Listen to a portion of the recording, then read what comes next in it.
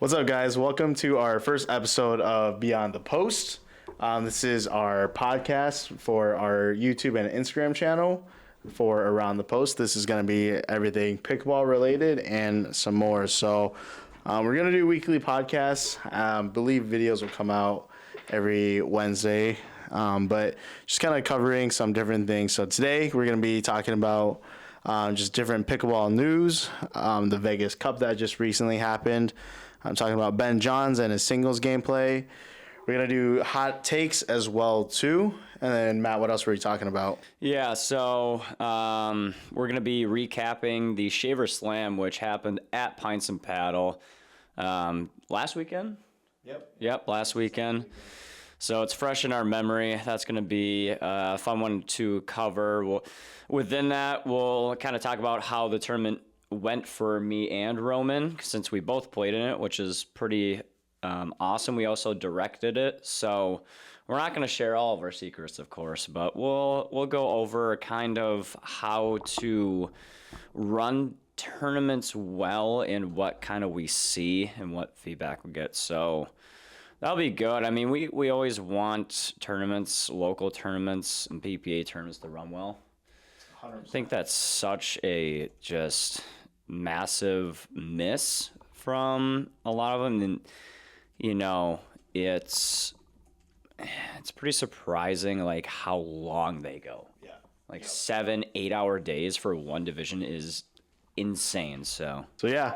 Cool. All right. So we want to do kind of a question of the week, get you guys involved with a few things, but a question that we're going to ask is, what ball do you like playing with the most for pickleball?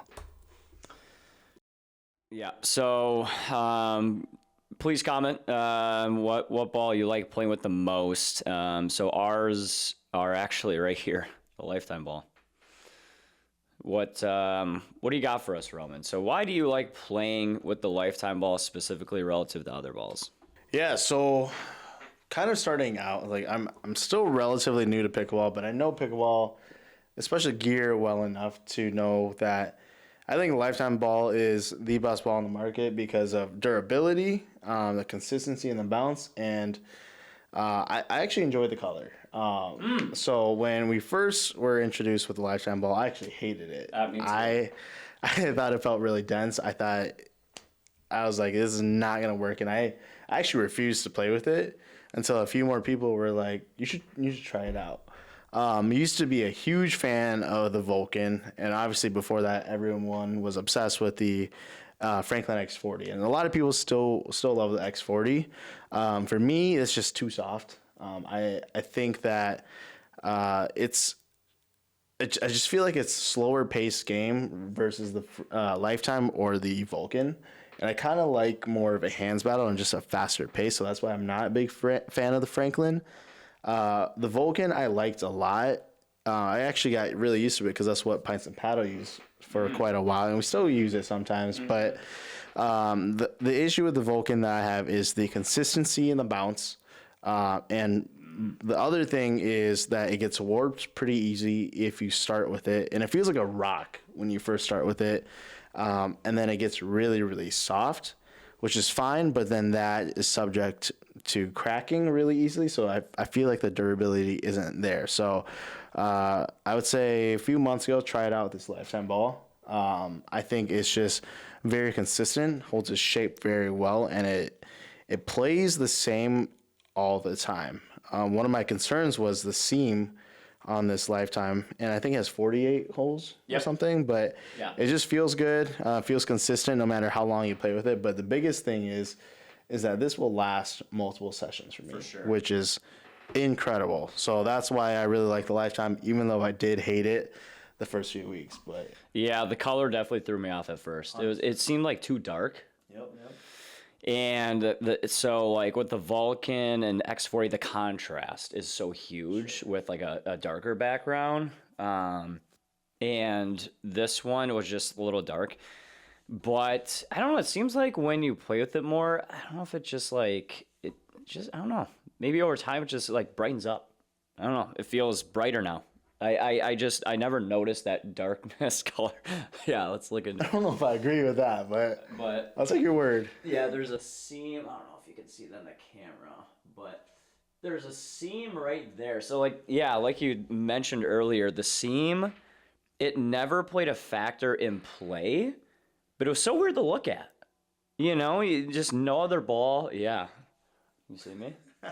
No other ball had that kind of a seam. So I thought, like, when I first looked at it, I was like, oh, this is super cheaply made, you know, because of that seam. And it, I don't know, it just seemed, but yeah, this is the best ball, and it's not even close. This plays super fast, aggressive. It's great for singles, great for people that drive. And I don't know, it's for like speed ups, things like that. Yeah. The spin is great. Like the every performance ball roughens up the texture once you play with it more, and this one does a good job of that. Not as much as the Durafast was, but it never cracks. Sure. Literally, like I haven't seen one crack through each hole. I've seen tiny little ones. Yeah. But and with the Dura, they would crack all the way through. In Franklin's in, you know, maybe 5 to 10 games. So surprisingly, I've played with a cracked Lifetime. Really? And I knew it was cracked, and it still felt like it was good. So That's crazy. I don't know. Yeah, that was back in the day when I had no access to Lifetime, except at a Lifetime facility. But now that Pints and Paddle has Lifetime, it's a little easier for me to use these balls. But yeah, it felt just like a brand new ball to me, which is crazy. So yeah. I just think that's the quality of the ball. I think they did a lot of just engineering and design into this, but curious to see. I mean, Lifetime's such a good ball right now, but I'm curious to see what ball is going to pop up in the market in the next year. Almost every single 4.0 plus player should say Lifetime 100%. If they've used it. I think people that have like played for a while still like the X40. And lower level don't really, I guess, care that much, but I think they still wouldn't mind the Vulcan and X40. Yeah. But most of the high-low people will complain if it's not the Lifetime. That's true. Like you heard from Mark today, he played with the X40 in the CT. That's what they're using. That's what they use. That's what they're using, and he's like, dude, what are they doing? He's like, it took me like 3 games to get used to it because it's so soft. Yeah. And the big problem is you can't put away a ball. You like hit an overhead and it goes 10 miles per hour, it feels like, because it's so squishy. So let's get the boom. The boom. 5 big booms. Boom. Yeah. So cool. Yeah. Well. So let us know. Yeah, let us know in the comments what your answer is. Curious to see, but yeah, like I said, a lot of people are still used to the X40. So yeah, if you haven't tried out the Lifetime, you should definitely try it out because I think it's the best ball on the market out right now. So super consistent. Let us know. All right, and it stays in round. It literally never goes out of round. Ever. That's true. That's such like the Vulcan. Oh my gosh, the Vulcan, I'll spin it in the air and it's. Yeah, it's like spin test, it's like a Rubik's Cube. That's what it looks like. Hey, now. Okay, it's not that. It's not a cube, okay? Chris Olsen, I know you're good with Rubik's Cube, so. Shout out to my guy. Cool, all right. Should we recap that, too, a little bit? Recap what? Like his Chasing 5-0, like our tournament? Should I do that after Shaver Slam it all? What? Like me, Virginia Beach, me and Chris Olsen. Oh, yeah, we could talk about that. Okay. Maybe I'll mention it later. All right. Moving on to next segment. Looks like you wanted to talk about some pickleball news. Kind of what's going on in the pickleball world. I don't really watch too much pro. I kind of just watch the games just to get footage, but I don't really stay up to date on any upsets or anything. So I'm curious to see. Obviously, I know the best players. I know some of the players, but I know there's some upsets and stuff. So talk to me about that. Yeah, first of all, we got the PPA Vegas Cup. It's in Las Vegas. It's at the Darling Tennis Center. I have been there. I went there 2 years ago, and the venue is freaking sweet. I absolutely loved it. Yes, it's outdoors. The mountains in the background. It's beautiful. What is Vegas' weather right now? I think it's pretty good. It was pretty hot. 69 degrees. It was brutal. The It's nice. It's nice weather. Very nice. Yeah, it's a really cool venue. So, How many courts? oh God, probably 40-ish. That's a lot of courts. That's a ton of courts, yeah. The center court's sick because there's like stone steps surrounding it. It's so cool. It's like an amphitheater.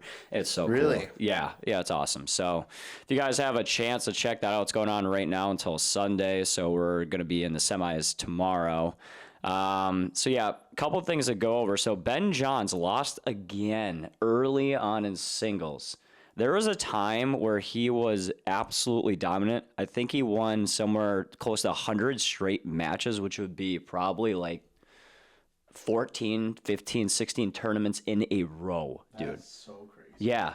Like he just couldn't lose. And now I think he just might retire straight up. He was the 7th seed. He's already dropped to the number 7 in the world in singles. And with these tennis players coming up, Roscoe, Hunter Johnson, they're just dominating, man. And the lifetime ball, I think, really helps them out versus him. He likes to drop it, play slow. He loves playing slow. You know what? I actually was talking to someone today, and I think he had a podcast, and he said that he never has. First of all, I didn't know that he doesn't play with the Tui. Second of all, I heard that he never backhand drives. In singles? Ever. Extremely rarely. It's always like a kind of a roller. Or, but not or a just full like, Tui drive or anything. Not really. That's crazy to me. But he can manipulate the ball and aim like just so pinpoint, and he can get up to the net and close it out because he's so good at anticipating. So that's kind of a singles game. So that's become antiquated now, that kind of a singles game. Antiquated. Like yeah, I know. I'm on my big words today. Antiquated. What I say, ventilated? Old-fashioned or outdated. Wow, big words for you tonight. Wow. Okay. Wow. I'm the thesaurus tonight. Thesaurus. That's another. Let's go. I'm adding. Man, I'm on a roll. First Do I of all, sound smart? No, it's a thesaurus. Thesaurus. Thesaurus. It's probably a type of dinosaur. Thesaurus. It is thesaurus. Man, I was on a 2-word roll, by the way. The third one, thesaurus, did not work for me, which is unfortunate. I'll work on the vocab. Okay. I'll throw out some big words next week. Oh my gosh. But yeah, I want to get back to obviously, the Vegas Cup. So Ben and Anna Lee almost lost in the quarters. 1 second. Thesaurus. It's almost in between us. No. I said thesaurus, and you said Thesaurus. okay. Thesaurus. Okay, fine. You said yeah, thesaurus. Okay, well, dude. He said, "Oh, I'm feeling real smart tonight." So ironic. Okay. That's so All right, ironic. Thesaurus. Go ahead. Thesaurus Rex? Is that my new nickname? Oh man. All right. What were you saying? I'm an idiot. Ben and Anna Lee almost lost in the quarters in mixed. They have lost To who? Diascu and Rohrbacher. Ooh, I love Diascu. Dude, that's your guy. Favorite player. That's my boy. They won Not my favorite 11-9 player, in the for third. the record. What? Not my favorite player. Okay. Player you want to play most with. Correct. Okay, Because sorry. he's tall and he'll take up the whole court Jeez, and I'll stand up stand on in the that one. corner. Okay, yes, he's dominant and his energy is great. So they move on. We had some couple of upsets here. 35 seed Walker and Scarpa, and straight sets over 8 seed Frazier and Tui Anatoa. I got that. The Tui. The Tui. 40 seed Pham and McKinnon, not Roman Pham, unfortunately. Luke Pham. Dang. One day I'll be out there. One day he's going to upset Tyson McGuffin. So they upset Tyson and Ryan Fu, which is really, really good for them. They're probably just some up-and-comers. I think they lost the next round to actually Gabe and Ben, 7-6. Or 6-7, if you want to flip it. Yeah. Hey. Yeah.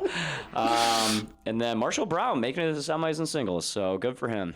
So I just want to highlight those upsets. We got some Minnesotas also in the main draw. I just want to shout out Onik, Zoe, Harvey, Adam Harvey, and Mo Alhouni as well, making their appearance. How are they doing? I think each of them have won a game or two, but no deep runs from the Minnesotans. Are they out this time already? I believe so. And play doubles? Yeah. Yeah, Onik was only in mixed. He made the finals in that same tournament when I went 2 years ago and lost to Ben Johns in the finals in singles. It was awesome. It was awesome. Super cool. So, All right, pop quiz. What is Ben John's duper? oh God, 7.312. Actually, it might be less than that. 7.284. I'm not sure what it is. 7.269. Another Very nice, Mr. Very nice. Mr. Johns. We like it, Mr. Johns. Yeah, it looks like he won today with Gabe Tardio Over Luke Baum, over my brother. your brother from another mother. So that's kind of everything from Wow, the. they won over Diascu and Rohrbacher in 3 I just said that. by 2 11-9. only. Wow, Yeah. that's crazy. I know. Sick. Good for Diascu and Rohrbacher. I think they were feel down like 10-2 in the third. I feel like the came back. field's getting so good nowadays. It's crazy. Like, yes, you're seeing the top seeds continually move on, but it's getting deeper and deeper, especially in. That's questionable. Especially in singles. So, yeah, it's. I don't know. We'll see. Banana Lee, dominant once again. Who's your favorite person to watch? All timer right now. Right now. That's a tough question. I would probably have to think about that because there's so many just good players. Ben still, like, not for energy wise, he's so mundane, but. All right, I want to. Did you hear that one? Male Mundane? and female. All right, that's a basic word. If I know that, then Yeah, I guess only 7 letters. yeah, Thesaurus. Thanks, dude. I would still say Ben. It's just. Dasky was really nice too. Bandwagon. Yeah. Well, he's almost gotten the decline, so maybe I'm on the upcline. Incline. Upcline, another big word. I'm on a roll. Let's keep this going. Thesaurus, upcline. You're joking, right? Nope. So we're just Look it up. gonna ignore the fact that it's incline. Yeah, so we're gonna ignore that. Okay. But yeah, I just love how they're always keeping their paddle tip up. That's something I've implemented in my game on backhands. So Sure. just a very Okay. small thing. What about female? I mean, Okay. I think for me, my favorite person to watch for men's is Gabe Tardio. It was. okay. I actually really like Hayden Patrickman. I love Hayden. I should have said Hayden. I think he's Hayden. That's my guy. I think he's Bratty? Yeah, he's a little bratty. No, he's just sick, dude. He's like the top five player in the world. He is good. He's cocky. Yeah, he's I a love the little cocky. cockiness, honestly. Yeah, I get it. Like I love Christian Alshon because he's so fun to watch because he's so vocal, and like he shares a lot of that energy with Diascu, which I love. I think they're a great combo. But like, it's pickleball. If you kick a water bottle or you hear a cell phone go off, I just think like I don't want it to turn into golf. In reference to him calling a hindrance in a couple matches. Exactly. That's where it's just like, dude, it's pickleball. I understand that you're focused, but it's like, that's just that's reality of a live audience. So it's like, just play. But I love watching him. I think he's a great player. Lots of energy in the court. Lots of passion. So, but I think Gabe Tardio is my favorite right now just because, like, I think we spoke about this the other day is he's so good on the right side and he's so fast and he does his role, which is this is all you need to do. You don't need to be on the left side all the time. Just do your part, and then that's why him and Ben Johns play so well together, is because and Gabe Tardio still's aggressive, and that's what Ben Johns loves. Still, he's like, they don't know who's taking the ball in the middle, but they'll figure it out, and like they just keep going with that. And if Gabe Tardio is hot, Ben Johns says he'll back off. So it's pretty cool to get Gabe's Ben hot. Johns It's crazy, man. His speed ups and the way he maneuvers his wrist. manipulates the ball. It's unbelievable. Best in the game for sure. I think Hayden is probably, other than Ben, my answer to that. His footwork at the kitchen, his lateral quickness is insane. For Patchwin? Yes.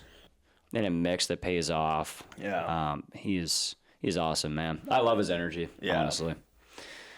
I think for female, Anna Bright's my favorite. Okay. I think she's a little over the top to me sometimes. Just I agree. Like, I love she's not Annalie. Fahey level, but Yeah, I love Annalie Waters' like 2E counter. That's one of the most disgusting her shots 2E in I've general. ever seen. But I love Anna Bright and how she's utilizing the lob. I think the game of pickleball is going to evolve to where the lob is such a necessary shot, kind of like a drive or like a backhand dink.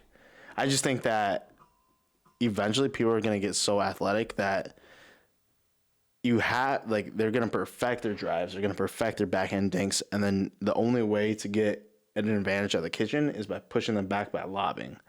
And that's going to be that's a tough thing. Is like, she drills lobs all the time, but no one drills lobs. no. So she really got on the map when I saw her. I think her and Deckle Barr beat Ben Johns and Annalie Waters, and she lobbed them so many times, and it's like so super effective. Yeah. And it's so I just think that's where the sport of pickleball is going to go, is where people start lobbing quite a bit. So it'll be interesting. I think that was their only loss this year. That was earlier this year. Yeah, so that's pretty cool. Yeah, I think lobs are awesome if you can really utilize them very well. Yeah. She's so good taking it out of the air and just pushing them over. And so much topspin too. Like, once it lands, it just shoots off the court. Yeah. Obviously, I think we both like Tyra a lot. Just her defense is unbelievable. I think she relies too much on defense sometimes, like just putting herself in a defensive position, but she always gets back to the point. Always. Her and Georgia are Georgia's sick. She's sweet. What a duo. So Cool. Yeah. I mean, lots of really good. It's just different styles of play. That's the cool thing. I do like Paris Todd and her energy too. Paris Todd. Very, very high, solid, clean energy. Sure. Love her play. It's like in between. It's kind of like Anna Bright, I would say, on her level. So Yeah. Cool. Well, next part, this is going to be kind of fun. yeah, this will be good. Hot takes in pickleball. Yes.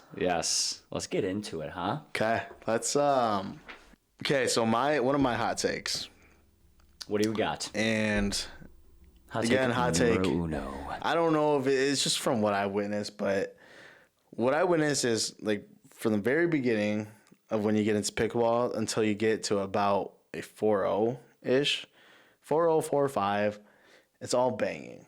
Like, that's when I want to wear glasses the most, because I don't know where that ball is going, and I don't think other people know where that ball is going. So, yeah, it's crazy. So there's so many drives. I watched so many open plays.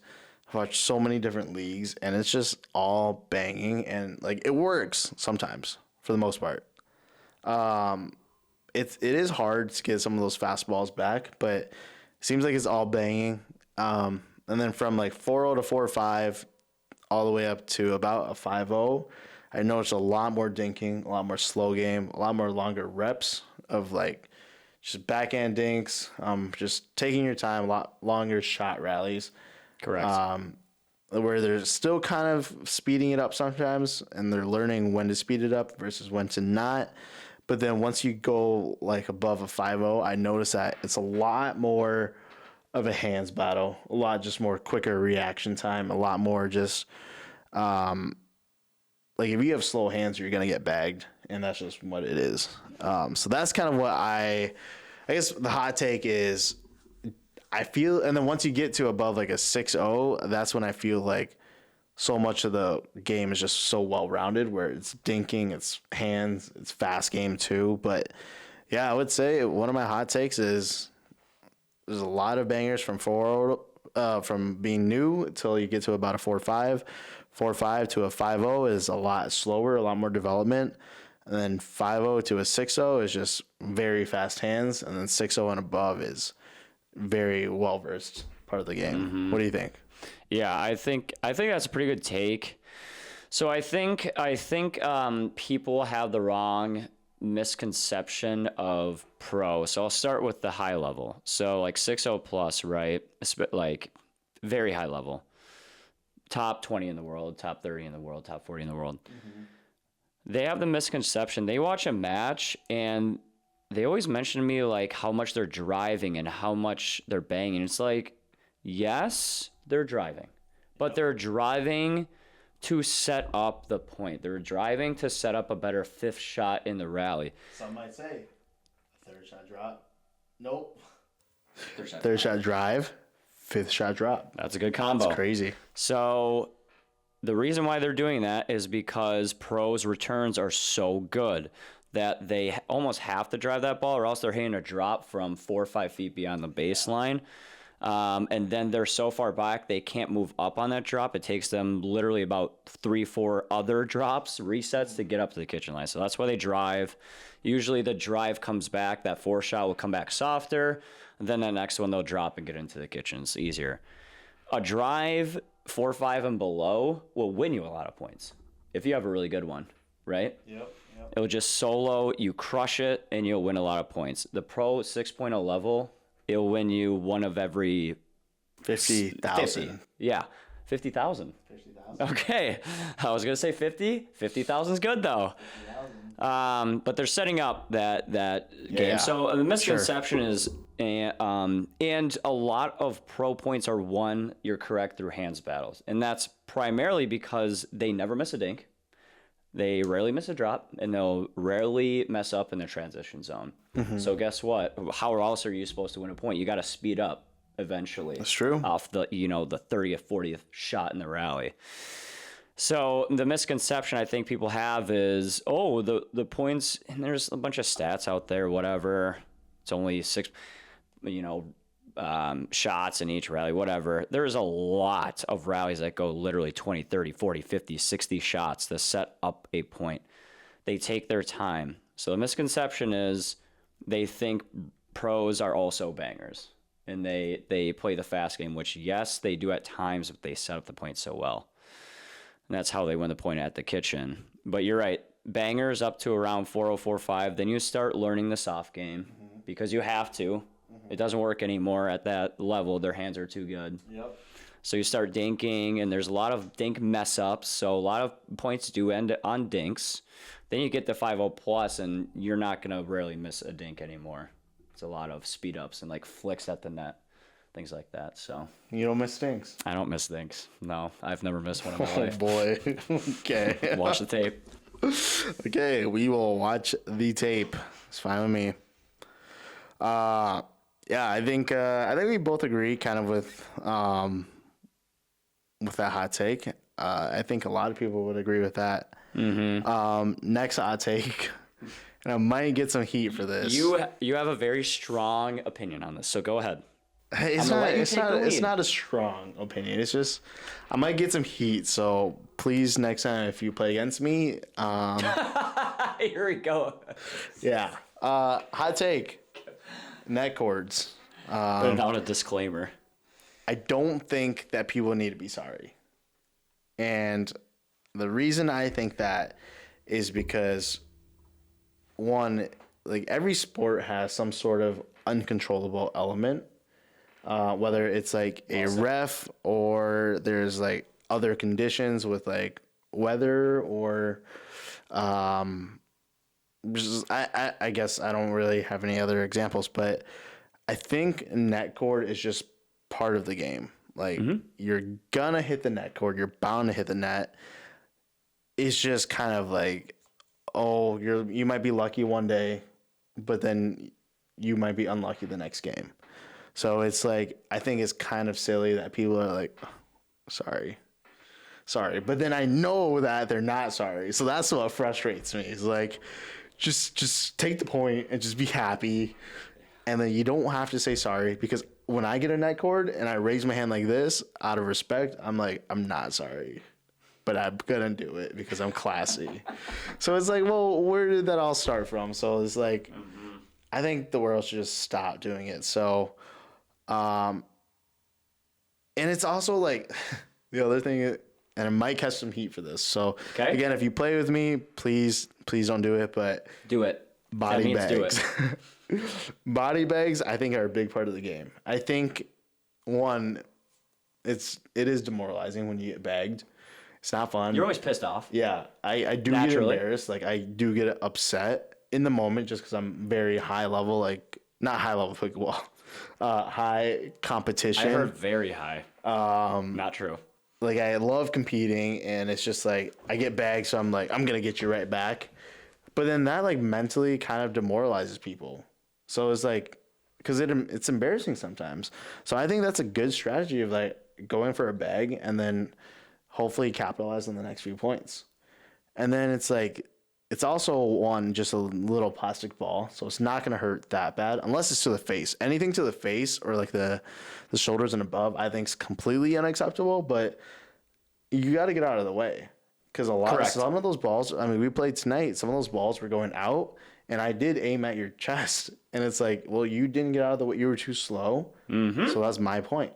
And that's where I think, like, again, it's a hot take, and a lot of people might not agree, but I think it's okay to go for someone's body as long as it's not the shoulder and above, especially the eyes. Like, you got to be careful with the face. That's one thing. But yeah, that's kind of my hot take. What do you think?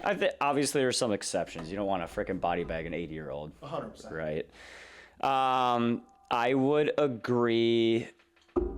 Yeah, of course, to an extent. So, you don't have any other racket sport background, right? You never like played tennis or anything? I don't, no. Okay.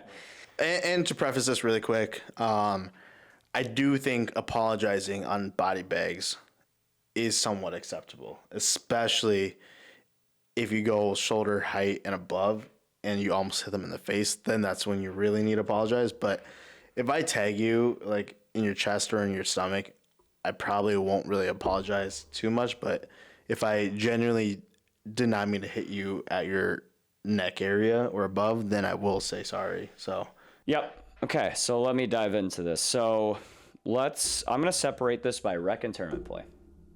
Okay. Hit a net cord in rec play. I'll probably put a hand up and be like, my bad. Kind of laugh it off. Be like, yeah, that was a silly shot. Whatever. It happened. Body bagging in rec play, I'll for sure be like, yo, my bad. But knowing obviously is a very good shot, I'll kind of be like more nice. Yeah. Okay. 100%. I'll put the hand up, usually say sorry on things like that. Kind of coming from tennis, I know how lucky net cords are. So for me, like, I understand how prevalent. Did you hear that one? Prevalent. Come on. Nothing. Yeah, you have dictionary.com or something? I have a thesaurus on here. Thesaurus? Yeah. Shout out. That's right. I know how prevalent net cords are in pickleball because the points are very long. You brought up a really good point when we talked about this earlier. A lot of shots you're supposed to hit low, okay? So there's going to be net cords. You're hitting it as low to the net as possible. Yeah. So if it's one where it barely trickles over, they can't get to it, I'll be like, I'll put a hand up. I'll actively say sorry in rec play. Tournament play, net cords, I'll put a hand up, I'll just walk back. Almost never say sorry unless maybe I'm like 10 up 10-1 or 10-2, kind of feeling kind of nice about it. Be like, my bad. But if it's a heated battle, no, absolutely not. I might even cheer a little bit. If we kind of need that energy, I'm not going to be like, yeah, like in their face, but I may do a fist bump or something. Tiger Woods. Yeah. Body bags. I am 100% cheering on every single body bag in a tournament because I know for a fact I am aiming for very specific points on their body. Most likely I am hitting a backhand roll or a speed up right, off the bounce at very specific points. So if I hit them in the shoulder or in the pocket or even like chest area, like upper chest, that's a really high quality shot. Sure. If they don't get it back, right? Mm-hmm. That's the spots you're supposed to hit. So if you hit them, they're not ready. That's a very, very high quality shot, and that's the correct shot in that scenario. I will cheer those. I will never say sorry. I won't hold up a hand or anything. If I hit them in a facial area, okay, fine. I might put up a hand or something. That's still a really good shot, though, to be honest with you. What? All right. You guys heard it here first. If you hit Matt Hogdahl in the face, be proud and cheer for that. Again, if it's rec play, I'll be like, yo, my bad. Tournament play? I swear to you, do you remember, did you watch me play Jake Bendixson in the Summer Slam when I literally hit him in the forehead? I did not. Okay. Well, I hit him straight up. I think his hat flew off. And I was like, I just put up a hand. That was it. I walked back because I body bagged him, even though it was in the head. Swear. Everyone that hits Matt in the face gets $1 from me. Make it 10. Let's put some high stakes on here. 20. I can't afford. Okay, you pay the 20. I'm not gonna get in the face. Come on now. Okay, then you pay the 20 if you're so confident. I'm gonna pay the 20. Okay, every person that hits Matt in the face gets $20. If we're both at the net, then it's either a speed up or a. You just put a bounty on yourself. That's fine. That's crazy. I want the smoke. He wants the smoke. It is the smoke. I will take it. Okay, everyone that body bags Matt in the face gets $20, and you get $1 additional from me. So 21. 90 plus that 21. $21. Yeah, overall, hot take is I would never say sorry for a body bag in a tournament. For neck cord, I would almost exclusively. It does not matter. I'll hold up my hand because I know it's sometimes a lucky shot. What if you were playing a 13-year-old and you body bag her? Her? Yep. It's a her. Yep. Mixed doubles. How good is she? Nasty. Is it a tournament? Yeah, nasty. She's nasty? No. Okay, what if you Why were would playing? I ever do that? It's a great shot. What if you were playing Ruth, who is 85, 5'3"? She's a 5'3". She's a 5'3". Tournament? Nope. Sorry, Ruth. You left the ball up. Rudy. Sorry. I mean, not Rudy. Ruth. Almost every ball that I speed up are not dumb speed ups. They're either dead dinks, so they bounce where I can attack, or you are leaving me a ball too high so I can attack it. That's your fault. So that's where I'm coming from as well. Okay. I just want to add that in there. So whatever. If you body bag me on like a drive on like let's say my partner hits a really crappy return, it backspins, it's really sitting really high, and you body bag me, I might be a little heated, but don't go for my face on those, please. No mercy. On drives are a little different, but whatever. If you do, you get $21. I'm just gonna do this the whole game. Well, so it's impossible. I played you earlier today, and I had to wear glasses because I was scared. Scared. Yeah, that's right. You did put it. You and Mark. Honestly, glasses are more. I usually wear it when I play lower level. Yep. Or I mainly have it because I'm more scared of my opponent hitting my eyes. Okay. I'm not scared of a ball hitting my eyes my partner hitting my eyes. Did I say that? You said opponent first. Okay, sorry. I meant my partner because that bad boy ricochets all the time. I actually almost got hit in the face today because it bounced off of Mark's paddle. Really? I think it zoomed right past my head. Or maybe it wasn't today. Maybe it was... I don't know. It was recent, though. Okay. It makes you think, though. It does. Like, shoot, should I be wearing glasses? I just... I love glass. I don't love glasses.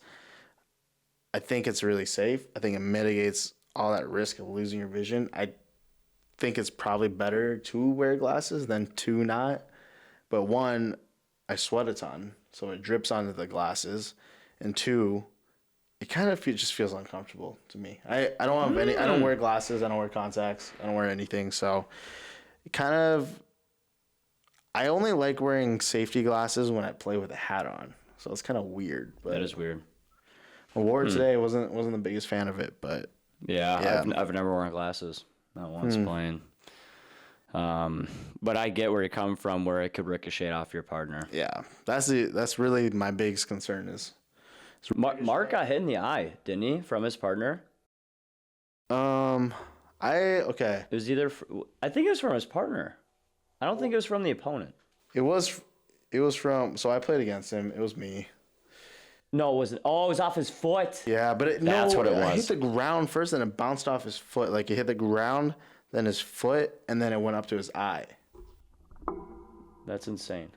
That is insane. So I'm like, Mark, you deserve that if it hit 10 things before it got to your eyeball. Triple, quadruple ricochet. And Mark, respectfully, when you wear glasses and a hat, you look like a ladybug. Him specifically. Your dog has tried humping me 5 million times, by the way. All right, cut. We're not putting that on the podcast. Yes, we can, because your dog is all over the place tonight. Ollie.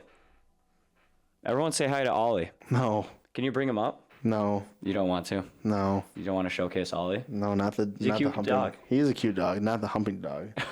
He's But the thing is if I bring him up, he's gonna want to come up all night. That's true. That's So valid. we're just gonna wait. Maybe I'll introduce him at the end. Okay, next one. What do we got? Paddle technology. Yeah, our paddle's getting too hot. No. No, No. that's a good hot take, because I think over 90% of people would say yes. No. So what? So give me your stance. I think paddles need to get hotter. I think it's more fun. I think the game of pickleball will be much faster. Okay. At the end of the day, it's a plastic ball. Mm-hmm. I mean, it might leave a little mark on you, but it's not gonna it's not a baseball. Like, you've seen people get hit by a baseball Or tennis ball. or a tennis ball Or golf ball. or a golf ball. That doesn't feel good, I've but gotten hit by a golf ball in the head once. that's crazy. By my own mother. Not kidding. You're not kidding? I'm not kidding. No, I'm not kidding, dude. That makes sense on why you said Theosaurus. Just being honest. There's not much going on up there. No, there's not. Hey, I'll be the first to admit it. There's not much. Anyways, paddle technology, no, I don't think it's going Okay. too far. I think it's just fine what it is. Obviously, I think if you play with the boomstick, the Loco, I think it does come off the face really hot, but get good, kid. Get good. I like that take. I would agree. They do have a PB core, 0.43 PB core. You can't go above that. That's like the power test. How fast the ball comes off a paddle. So they do test for that. So they do have a standard set in place, and I think that is a good standard. I think with the boomstick, honestly, I love how powerful it is and how much like grit and everything it has. And if this is basically the most powerful a paddle can get, I honestly think that's great. I think if it goes quite a bit higher than this, I think we're in trouble. Yeah. But I think this is a good standard on basically we're at like the probably 97th, 98th percentile in power on that. So I do like that. And I think grit can get, better and better. I think because I like spin, and I think when you can manipulate a ball like a Gabe Tardio, you kind of need grit to do that. Yep. And that takes skill to do. So to like be able to manipulate the ball and put spin on it. So I don't love how the PPA is kind of cracking down on grit. I think honestly it could even expand more. So that people who can put spin on it and learn to do that would make them the better player. Yeah. Right. So, but I mean, you give me all the time with your dinks. Yeah, that nasty kind of the inside out forehand. It's just like ankles broken. It's not fun. Yeah. Not fun. Yeah. But yeah, I think paddles, like the boomstick, obviously is very hot off the face, so it's very poppy. But that also has its pros and its cons. Like if you can't control that pop, it's like a wild horse. Like that's something you just need to figure out, because like there are a lot of times that I'll hit a return and I'll hit right in the sweet spot and that just flies out. And I'm like, I barely hit that. And it is what it is. So, like, there's very good points of the boomstick and the loco. Like, it's very hot off the face. So you can get bags pretty easily. Lots of power. Like, my overheads are almost always putaways. But the thing is sometimes it will just fly out. And that happens a lot on returns. Happens a lot on block volleys. It happens way more than you expect. So, I mean, there's always going to be pros and cons about how hot a paddle actually is. So, we'll see. We'll see if we get more paddles that are hot like this, if that's the new meta, or if they kind of go a different route. But I think Mm-hmm. most paddles will start becoming very hot, especially foam paddles too. Yeah. I think core crushing is a big deal. So Yeah, it is. I mean, you got to people have to remember, like Ben Johns, right? He uses the Pro 4, the Yola Pro 4, but people don't realize that he probably goes through a new paddle every tournament or every other game or so. So like core crushing is not an issue for these pros. No. But for the standard player Typically goes to their pickleball facility, they're using their Pro 4s for a year, 2 years.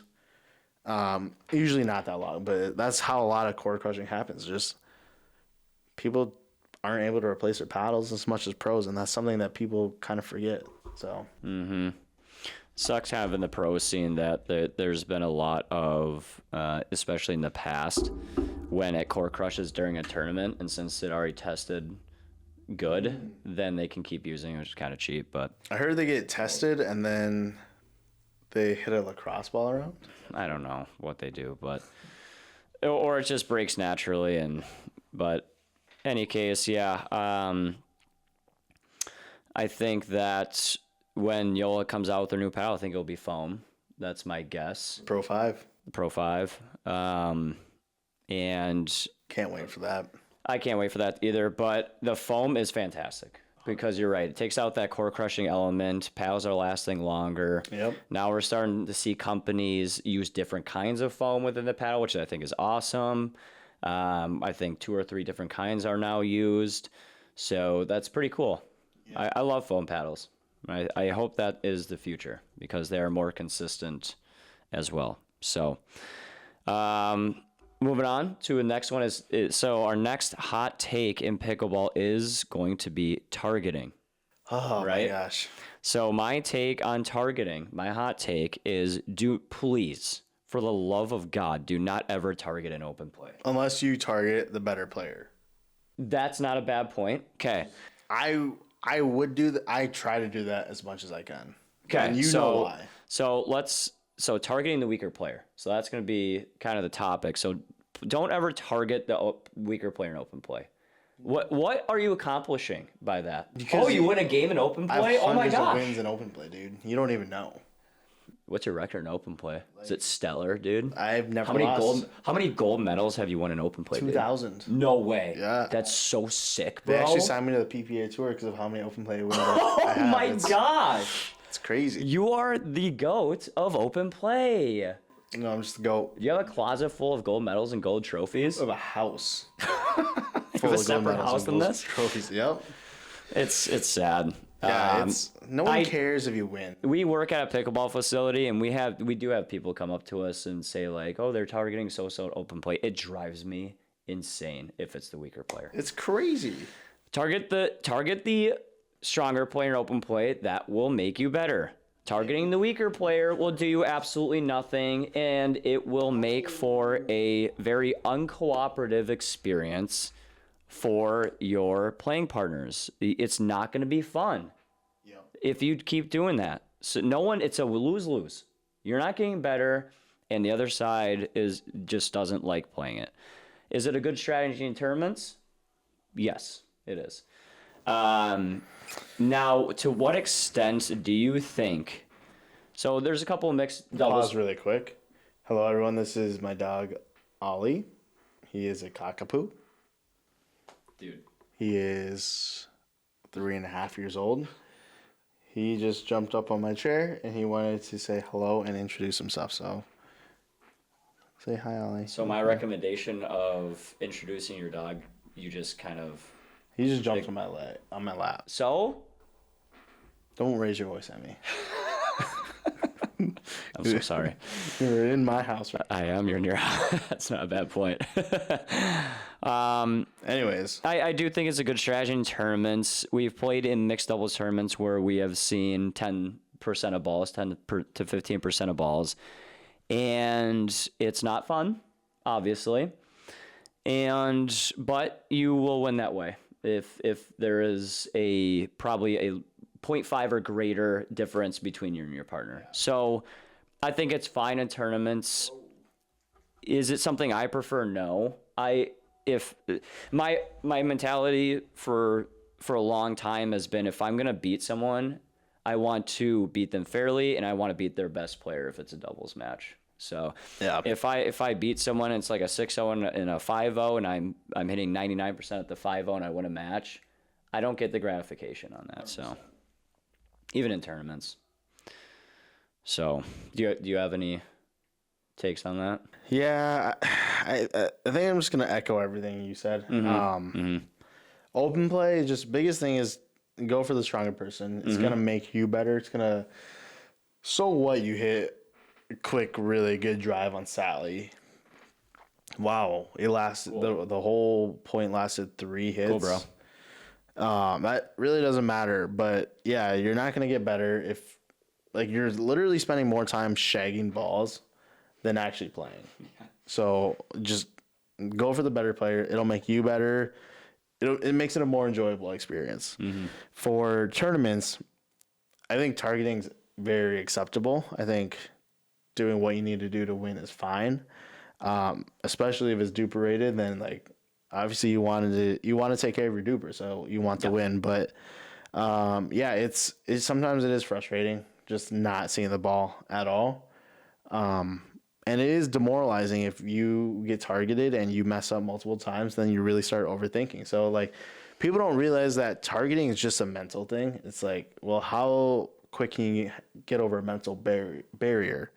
So that's why I think targeting is fine for tournaments, but it is frustrating when you don't get to see the ball. But I guess being there for your teammates, supporting them, and just letting them know you're probably going to get most of the balls, but I'm going to try to back you up as much as I can. Just helping out your teammate, I think, is the biggest key to tournaments when they get targeted. So yeah, don't feel you should use a timeout in those scenarios. Yep.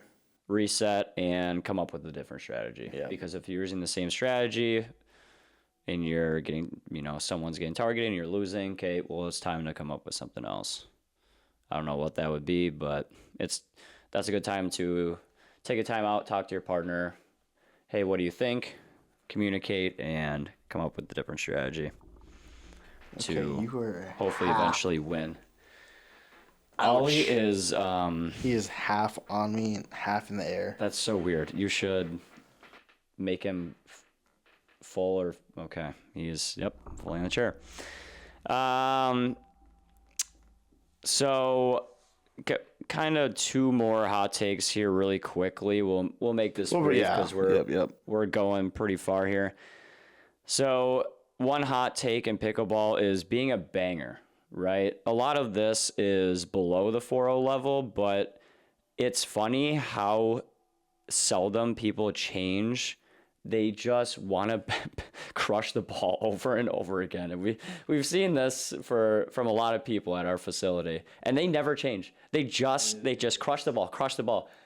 You would think they would actually want to learn the strategy and tactics because pickleball is such a strategy-oriented game. It's like chess, right? Every move, every shot you hit is so important and where you're placing them. And there's people that never want to change and they just want to absolutely demolish the ball. And I think it's if you're one of those people, I personally think you should elevate your game and you should learn how to hit a drop shot and play the game the correct way. I agree. Really quick, there's a league I was in at Chips. I straight up stopped playing. Yeah. Because it was ridiculous. It was just a bunch of bangers. So, and it was not fun. Yeah. I agree. I agree to a certain extent. I think that it's okay to be a banger. Like if that's your gameplay and you want to play like that, so be it. If you're winning games, it is what it is. There's different variations of pickleball, and not everyone should drive, drop, do all of that. If you think playing fast pace is fine, but the higher up level you go, it's not gonna cut it. Once you get to a 4.0, 4.5, driving at someone's not gonna do a dang thing. Nope, because their returns are a lot better. Exactly. So you're always in a worse position hitting that ball, and then their hands are a lot better. So I think that I that's where I disagree with you, but then I really agree with you. Is okay. Oh, high five! That's not Smart dog. Smarter than you. Can you say Theosaurus? Theosaurus? No, didn't say it. I just think that, and I think we know a few of these people at our facility, but they just bang it over and over at 65-year-old Jeffrey.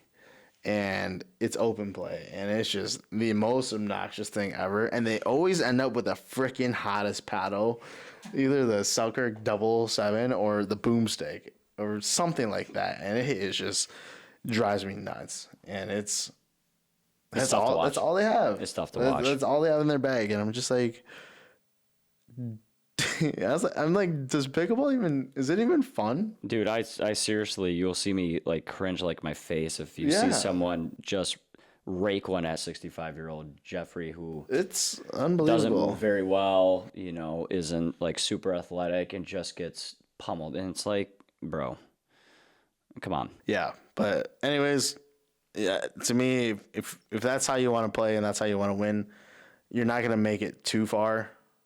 You'll do fine, but you won't make it at a higher level gameplay. Take some lessons. Take some lessons. There you go.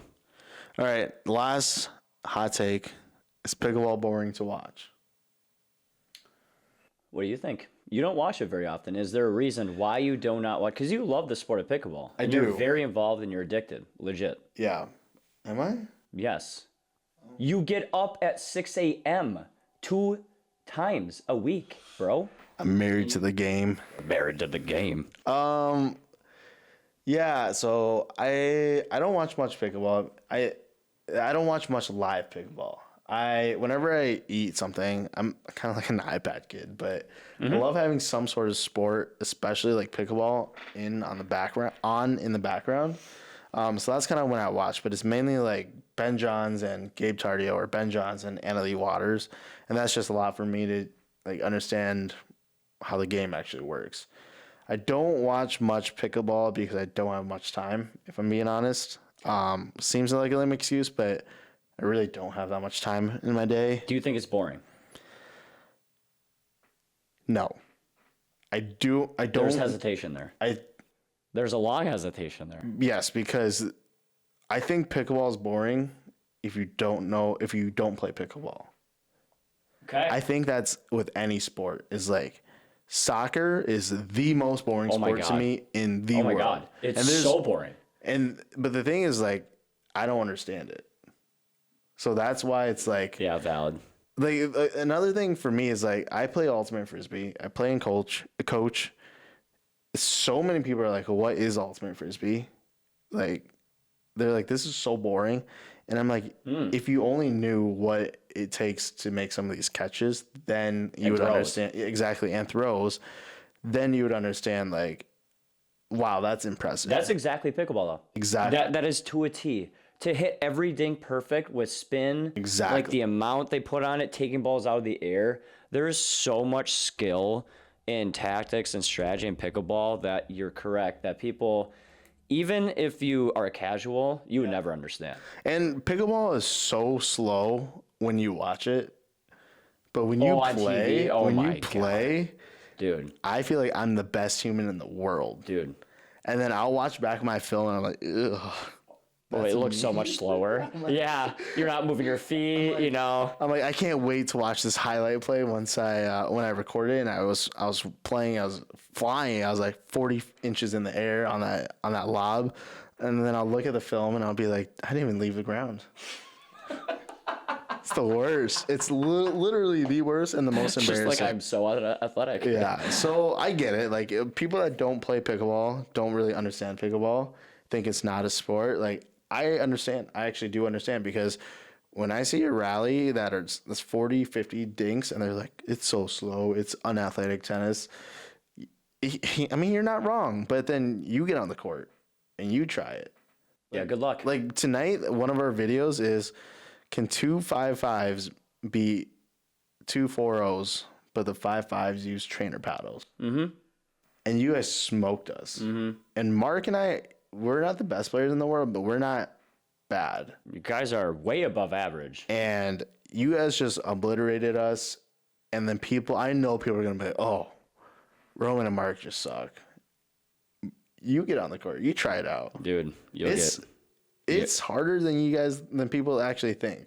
You get worked. So that's kind of my take is, yes, if you don't understand pickleball, but man, if you can see it too, like that's why I appreciate Anna Lee Waters too so much is because I can't do that. And it's incredible to see what these type of people, what shots they can do. So yeah. That's a really good point to bring up is on video, it looks so unimpressive. 100%. Especially if you're not like a pickleball avid watcher. And then you get to live and it's so fast. Yep. Oh my gosh. Like hands battles, speed ups, where they're positioning their speed ups. If you watch like straight on, you're like, holy crap. Yep. It's really amazing. If you guys have never gone to like a pro tournament, I would highly recommend it, even if you're like a casual, to go experience it because it's awesome to watch. Like, sure. And it's pickleball has evolved to the point where they're selling out center court every single day. That's and crazy. The energy is very high. Well, I even wanted to. So pickleball's going to Lakeville in January, right? Let's go. I am trying to volunteer, but I think they took that volunteer button away because of so much interest. That's crazy. And I want to volunteer my time. Like, yeah, you don't need to pay me. I'll do whatever you guys want. It's a good experience for me, but I think there are too many volunteers. So I mean, I think it's getting popular, which is a good thing. Good thing to see. Awesome. It is a really good thing to see. Cool. Well, that's all the hot takes we have today. I'm sure that'll come up later in the video. But what was that, 6 of them? 1, 2, 3, 4, 5, 6. 6. Okay. Not 7. Not 7. Not 6, 7. Okay. All right. Well, that's all the hot takes we had for that. A few more parts of this podcast, and then we will be done. But just kind of wanted to recap our Shaver Slam that Matt and I both played in. Just kind of how the tournament went overall for our gameplay, and then just kind of successful things that make a tournament run well. But again, we're not going to share all of our secrets, but we both work at Pints and Paddle, and we really pride ourselves in running phenomenal tournaments. I mean, if you talk about a tournament locally around the Twin Cities Metro, I can almost guarantee that Pints and Paddle is one of the best tournaments that we run. And it's not egotistic, but it's the simple truth of our biggest thing is efficiency. And we can actually start out with how we run tournaments, but biggest thing that we want is obviously great tournaments with great level, not sandbagging. And we just want a good experience overall. But we had a tournament this last weekend, and Matt and I both directed it ourselves. But yeah, I remember I started the tournament Saturday morning at 7 a.m. and the whole division was done by shortly after 10 a.m. And it was the ladies, the whole thing. I told the ladies it's a 2-5 to 3-0. So it didn't have to take too long, but there were 12 teams. Told the ladies, I was like, I'm sorry that you guys had to play at 7 a.m. It's not the most fun, but you guys are going to be done so early that you have your whole weekend to go on with. And then they were out of there by 10:30. It's awesome. And we had breakfast too. If they wanted to hang around. And we had breakfast, and like some of them hung around and got breakfast. But I mean, to have your whole Saturday back while you played in a tournament, one, you feel like you had a really good early morning workout, but two, you have a whole Saturday to do whatever you want. And that's something that we do really well is most of our divisions take 4, maybe 5 hours max. And it's not like we only have 10 teams for the whole tournament. No. Our tournaments are close to 400 people every single time, which is a lot more than other tournaments a lot more people than other tournaments around the Twin Cities Metro. I mean, CT is one of the biggest tournaments, and they had 420 people signed up over 3 days. That's like our average. Exactly. And it was over 3 days, and it's how much does Chips have? 13 courts? 13 courts, I believe. Yeah, that's 3 more courts than us. Yeah. And 1 more day. And we are 2 hours more efficient on average each division. I mean, let's go back and talk about really quick about Slam and Jam. This dog right now. 3 days, and we had almost 1,000 people. Yes. 3 days. Yes. Same thing as CT. Not saying, and again, like, this isn't to harp on CT, but this is just comparing apples to apples of how well that we think that we run the tournament. We had over double the amount of people. Yeah, and we had 2 separate locations. We started outside, then everyone drove to Pines and Paddle to finish out bracket. Exactly. And most people were in a friendship bracket too. So it's not like you only had 2 teams advance. So yeah, it's interesting. The logistics behind tournaments, I mean, it's a lot. I'm not gonna lie. It is a lot. It gets to be overwhelming. Honestly, the most overwhelming for me is the day before a tournament, with setup and just getting things ready. What makes our tournaments run so well? What do you think? Our staff. Yeah, 100%. I think it's 2 things. I think it's logistics. You need to find out how long each tournament takes. You need to find out that you need to puzzle it in. So you get the bracket, okay, well then that's less teams because we have single elimination and we have 2/3 of teams make it the bracket. So you need to figure out what courts they go on, and then you need to figure out what courts just open.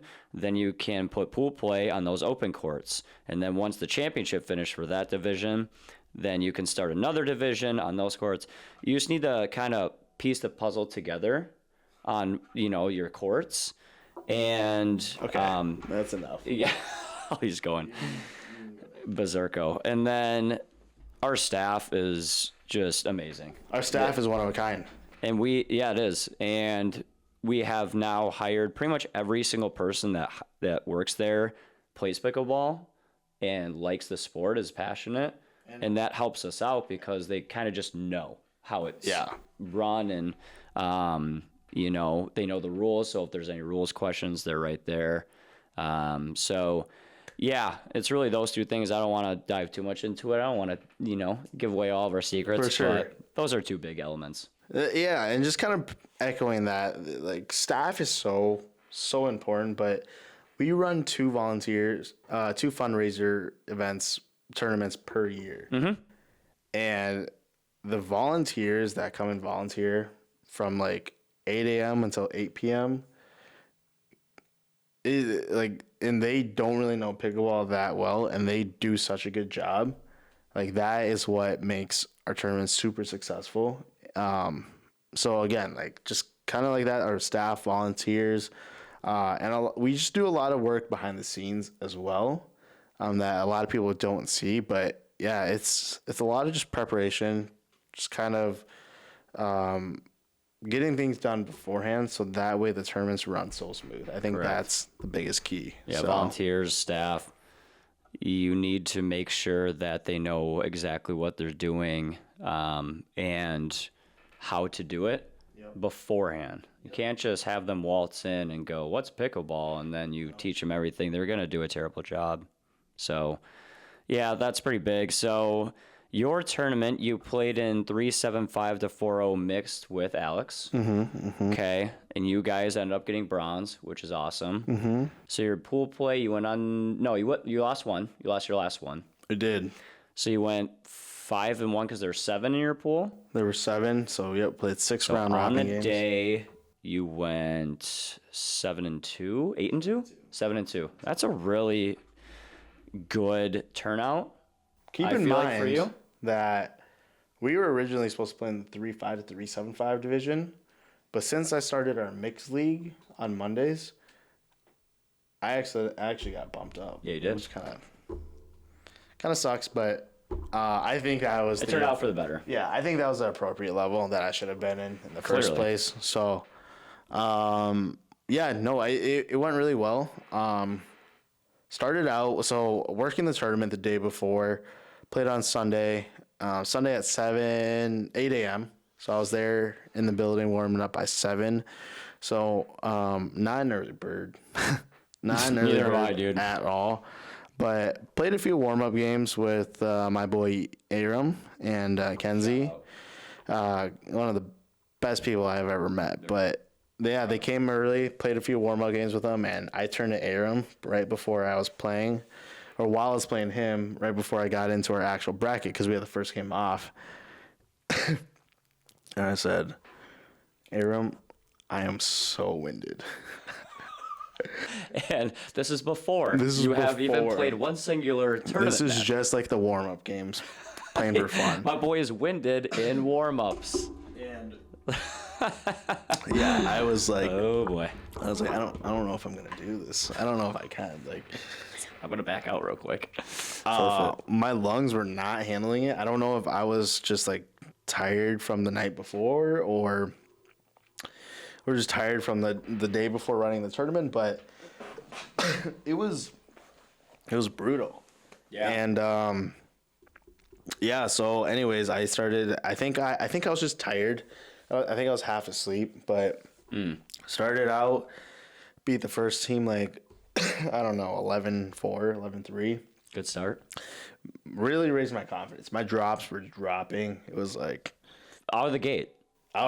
Let's go. Light work. It was like very consistent over the night. I don't think I made any self errors that game. Such a good feeling. So won that second game. Bang. Another big win. Drops were dropping into the net this time, but still managed to get the win. A few more games. Whatever. We were 5-0 in pool play. Played a really good team. They got second in the tournament in our division. Played our last game. They were very good. Crushed us. It was 11-1. Not my best game. I think mentally I knew that we were already in bracket, so I didn't really try as hard. In hindsight, I wish I did try just for more reps, but And duper. Yeah. But because I am a 3.997 right now. RIP to the 4-0. I can't get in 4-0 open plays. He just cannot get there. I cannot. He's literally 0.003 away. It's the worst. But yeah, we went 5-1 in pool play. Won our first game in bracket 15-6 or something like that. Second game in the semifinals, it was like 8-10. You were down. We were down. Wow. We played Jeff and Cammy. They played well. I'll give them that. They won the tournament, but it's one of those games where you're right there. It just slipped away from us. Made too many of our own little mistakes. Yep.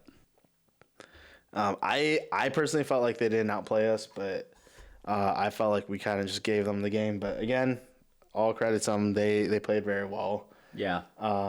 So went to our semifinals. The game took forever. Oh my gosh, it was like 30 minutes. And I think it's just one of those where it's like, I really want to win because I want a podium, but I feel like a loser because I didn't make it into the finals.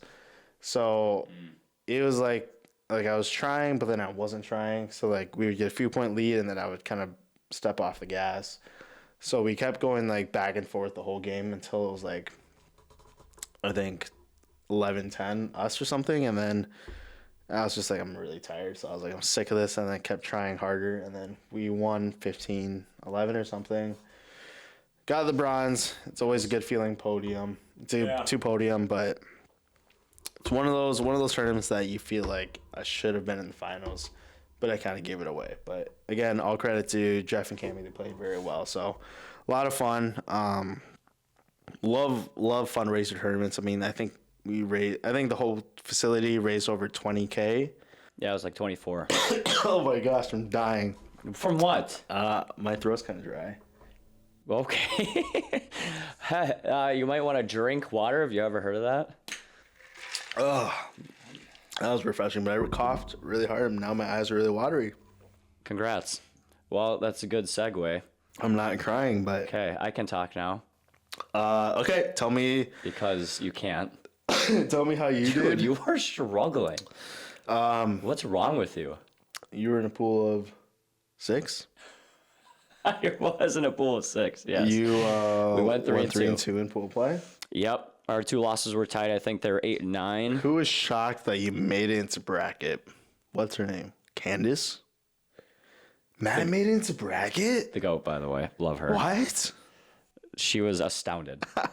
I don't know why, but she was watching us. I mean, I love her so much. Yes, so all day, I think we had about our B minus game. Yeah. Didn't have it really all day. I think we did play very well in the semis, which is pretty awesome. Kind of like you were saying before, when you lose in the semis, it's really demoralizing because you're right there.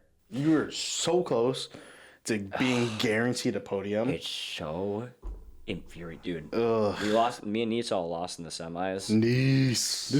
Oh boy. In the SummerSlam, and it was so demoralizing because I played really bad that match too, and I was playing. I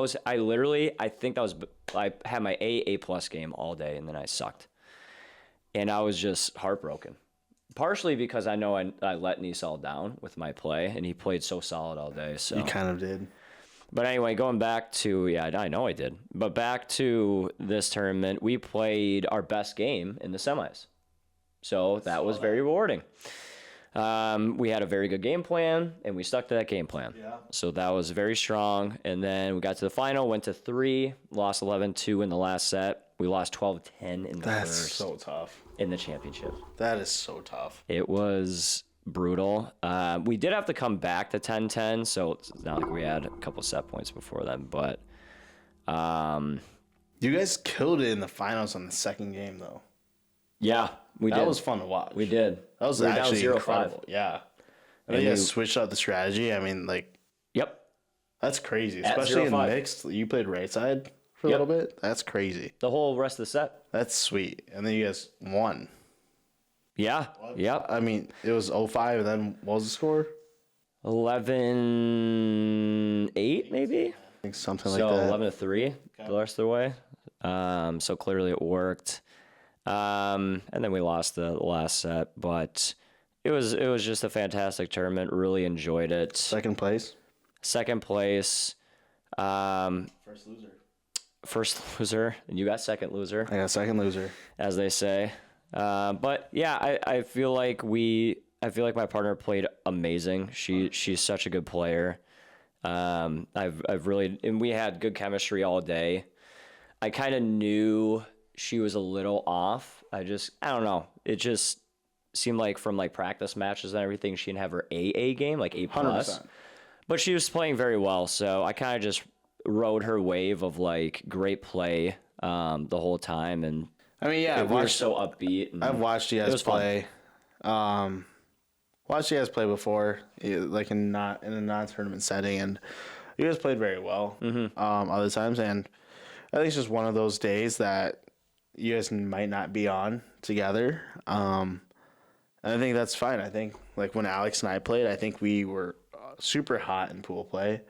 And then I think that when we got into the bracket play, we kind of got on different pages. And then that's when I think frustration might have set into place as well. But yeah, I think pickleball is it's a big mental game, and people don't realize that enough. I think we need to make that in a future podcast, talk about the mental game and like tournaments specifically, because I think people are very interested in like the kind of like, I've played pro qualifiers, I've played very high level matches, and like I've played in a singles match in 95-degree heat in Texas, and I had to take a like 10-second break in between. I literally had to lay on the fence every single point because I was so exhausted, but I kept going.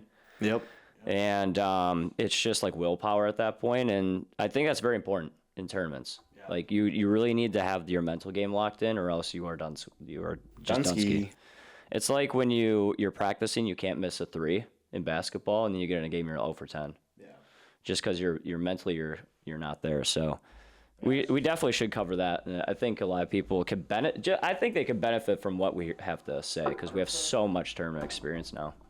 Yeah, I think that's a great idea to talk about on a future pod. But yeah, I think it's just one of those games that sometimes your partner might not have played to the level that she wants to, and that just might be just the day or even the game. I mean, honestly, that happens a lot too. It's just I'll play incredible in one game, I'll be super high, and then the next game is just cold, miss every drop, miss all my drives. Turns.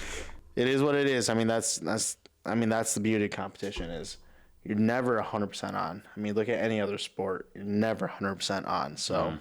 It's so hard to always be on the top of your game. Exactly. Yeah. That's pretty much it for that tournament. Yeah, I mean, I think that tournament went really well. I know we have another tournament coming up in February, so Sub-Zero Showdown. I'm excited about that. February 20th. Let's go. Yeah, that'll be good. I'm curious to see. I don't even know what I'll be playing in, but we'll see. In between, I will be playing, and maybe we can talk about this, obviously, in a future pod. I'll be playing in Florida with Nice. He's a nasty lefty. He's my favorite partner of all time. I'm not afraid to say that. That's right. He was playing with Demo. I wonder if he's still playing with the Demo. That's actually cracks me up because I'm playing with the kind of a Demo too. No, that guy's sick. And then Lakeville later on too. So yeah, that's pretty much it for the tournament. It was a great tournament. I myself got a tournament in Florida, the PPA. Oh, here he comes. Here he comes. Hello. The Lakeland Open with my boy, Niso. That's my guy. Niso. In next month. Funny story. First time I ever met Niso. Oh my gosh. Niso, I apologize. But first time I ever met him was a tournament in June that we hosted. He played in the Moneyball with Matt. He played with you, right? No, he played with someone else. He played with someone else. Yep. He played with Josh. And so how you spell his name is Nisal. And I thought it was Nisal. Nisal. Hi, Nisal. So I kept calling him, and I was the tournament director for this portion. And over the mic, over the radio, over the mic PA system for Pints and Paddle, I kept saying, and up next on court 4 is Nisal. I didn't know that until Matt told me. So Nisal, I apologize. I like the name Nice. It's sick. I'm excited to watch you guys play. He is him. He is Himothy. I'm excited to watch you guys play at Lakeland. Yeah. Right? Lakeland? PPA Lakeland. Cool. Yeah, that'll be really good. We'll have to Showing gameplay and everything. Yeah, we'll have to get gameplay. We'll have to get We're doing 2 different events together too, which is cool. So 5-0 to 5-5. 5-0 men's, they just call it 5-0, and then Moneyball. Nice. So that'll be fun. Cool. And then I'll probably be doing singles qualies too, pro qualies. Yeah. Cool. And then Lakeville in January, and then back to Sub-Zero Showdown. I think there might be a tournament at Lucky Shots in December. It's at La Dome though. No. Ouch. So we'll see. It might be 10 degrees in there. I will not be going to that. Okay, we'll see. Respectfully. We'll see. I might play in it. I don't want to freeze my butt off in there. I don't know yet. No, don't come over here, buddy. No, we're almost done. Okay. Well, anyways, that is all we have for you guys today. Appreciate you guys tuning in. Please leave any comments, like, and subscribe if you could. That'd be excellent. Would love to see some comments about future ideas on the podcast. Yes. I'd love to answer any questions, any topics. Yes. Just kind of anything in general, just anything pickleball related, anything pints and paddle related. Yes. We're going to try to do weekly podcasts all the time. I think they're really fun. So, yeah, if you guys ever want to hear our side of things, leave a comment, DM us, let us know. Subscribe to us on YouTube, follow us on Instagram. I know on Instagram we're going to do a lot of giveaways with stuff from just giving merch away to giving a lesson away or whatever. Maybe a photo shoot or something, or tournament entry fee. Fees, yep. And just being on our Instagram and our our YouTube channels. Like today we filmed with David Dutrell, which was awesome. Such a good guy. Yeah. One of the most energetic guys. The most energetic guy I've ever seen on a court. Yeah. Super good. But yeah, I think we built a really good community around Pints and Paddle. We'll have a lot of friends that play pickleball. So yeah, I think we're gonna have a variety of people on our YouTube channel, from just getting just regular gameplay or just getting different challenge gameplays as well too. So Yeah, as a reminder, we are Around the Post on Instagram and YouTube. This is the official podcast name is Beyond the Post. Exactly. Yeah, he's going at my leg again. So yeah, it was came up with Beyond the Post just because it's similar to Around the Post, but kind of wanted to talk. The biggest thing that we wanted to do with our content is just kind of explain who we are, why we're so passionate about pickleball, and we just want to get to know the audience and our fans a little more, because a lot of you guys come to our facility to play pickleball, but we don't really get a chance to actually sit down, have a conversation. So we love talking about our gameplay, our story and stuff too. But yeah, if you guys ever see us around the building, feel free to stop by, have conversations with us. Yeah. And if you have any questions for us, shoot us a DM or leave a comment, and we would answer that on the next podcast. Yeah. Yeah, it's just another way to interact with people. I feel like we have so much to give to the sport for content, just laughs, but obviously informative videos as well that we can provide, because I feel like we have a lot to give. So Yeah. I can't wait for the future, for sure, for the pod and for YouTube and IGs. We post a lot of reels on IG. Instagram, just like cool plays, cool points, funny moments. So very excited. Yeah, well, thanks again, everyone, for watching. Very excited for episode 2. So that should come out sometime next week. So yeah, leave us any comments or questions, and we will 6-7. 6-7. Hey, all right. Well, we will see you guys later. All right, guys. See you next time.